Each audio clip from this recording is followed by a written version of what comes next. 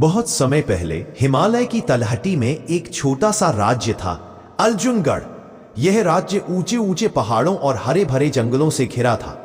यहाँ के राजा वीरेंद्र सिंह अपने साहस और युद्ध कौशल के लिए दूर दूर तक प्रसिद्ध थे। उन्होंने अपने जीवन में कई युद्ध जीते थे और उनके नाम से दुश्मन कांपते थे। लेकिन वीरेंद्र सिंह का स्वभाव कठोर था।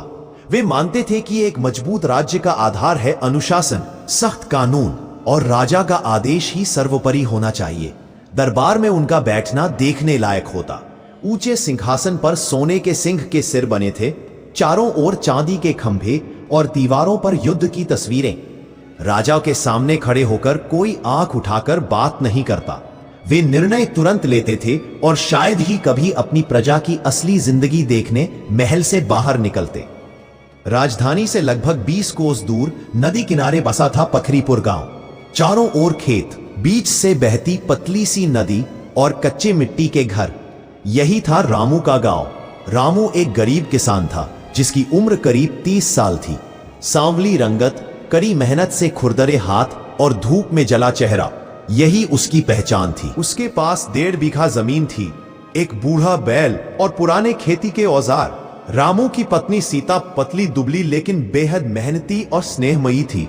उनके 2 छोटे बच्चे थे, बड़ा बेटा गोपाल जो मुश्किल से 7 साल का था और छोटी बेटिया रानी जो बस 5 साल की थी। दोनों बच्चों की हंसी ही उनके टूटे फूटे घर में खुशियों की किरण थी। लेकिन पिछले 3 साल से बारिश ठीक से नहीं हुई थी। कभी बेमौसम बारिश फसल मार देती, कभी इतना सूखा पड़ता कि खेत फट जाते। इस साल तो हालत और भी खराब थी। गेहूं आधा सूख गया, बाजरे की बालियां आधी रह गईं। घर का खर्च चलाना मुश्किल हो गया था और ऊपर से राजा का कर समय पर देना जरूरी था। एक दिन महल के विशाल दरबार में मंत्री, सेनापति और दीवान इकट्ठा हुए। मंत्री ने हाथ जोड़कर कहा, महाराज, इस साल फसल फिर कम हुई है, लेकिन राज्य का खजाना खाली हो रहा है। सेना का वेतन, किले की मरम्मत और आपके आदेश से बन रहा नया राजमहल, सबका खर्च रुक जाएगा अगर कर नहीं बढ़ाया गया। राजा ने थोड़ी देर सोचा, फिर ठंडी आवाज में कहा, कर दोगुना कर दो। हर किसान से वसूली होनी चाहिए। जो नहीं दे पाए उसकी जमीन जब्त कर लो। मंत्री ने सिर झुकाकर आदेश लिखवा दिया। कुछ ही दिनों में यह आदेश गांव गांव पहुंच गया। पथरीपुर में लोग घबराए हुए थे। बूढ़े मोहन काका बोले, अब क्या होगा? पहले ही खाने को नहीं है, ऊपर से कर बढ़ा दिया। रामू चुपचाप सुनता रहा। घर जाकर उसने सीता को खबर दी। सीता की आंखों में चिंता थी। रामू, हम कैसे देंगे इतना कर? घर में अनाज बस 3 हफ्ते का है। रामू ने कोई जवाब नहीं दिया। वह जानता था, राजा के सिपाही को ना कहना मतलब सजा या जमीन छिन जाना। 2 दिन बाद सुबह सुबह घोड़े की तापों की आवाज आई। 3 सिपाही गांव में घुसे, तलवारें कमर से लटकती और आंखों में रौब। हर घर जाकर ऊंची आवाज में बोले, राजा का हुक्म है, 2 गुना कर दो। 3 दिन के अंदर, वरना खेत और घर सब जब्त हो जाएगा। जब वे रामू के घर पहुंचे, सबसे आगे वाला सिपाही गरजा, रामू, तैयार है कर? रामू ने हाथ जोड़कर कहा, मालिक, इस साल फसल बहुत कम हुई है। बैल बूढ़ा है, बच्चों को खिलाने के लिए भी मुश्किल से अनाज है। थोड़ा समय दे दीजिए। सिपाही ने भौहें चढ़ाई, हम राजा के आदेश से चलते हैं, बहाने मत बना। 3 दिन में कर दो, नहीं तो खेत चला जाएगा। रामू का गला सूख गया। उसने सिर झुका लिया। उस रात घर में चूल्हा नहीं जला। बच्चे भूख से कराहते रहे। सीता ने आंसू छुपाते हुए कहा, अब क्या करेंगे? रामू बस खामोश रहा।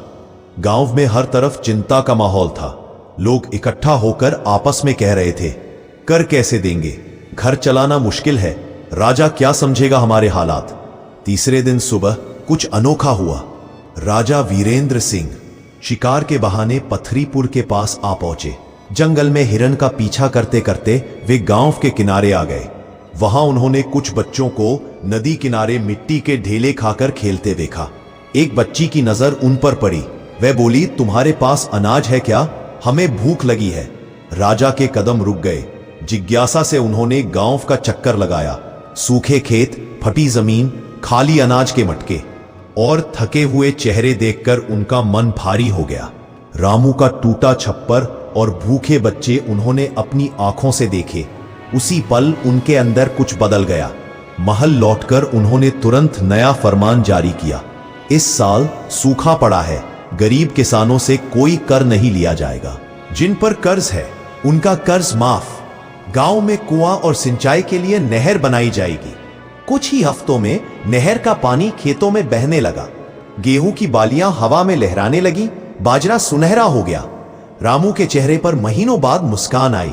गांव में ढोलक बजने लगी और लोग गर्व से कहते, हमारा राजा अब सचमुच प्रजा का ख्याल रखता है। राजा वीरेंद्र सिंह ने भी उस दिन समझ लिया, ताकत से राज्य जीता जा सकता है, लेकिन दिल केवल दया और समझदारी से जीते जाते हैं।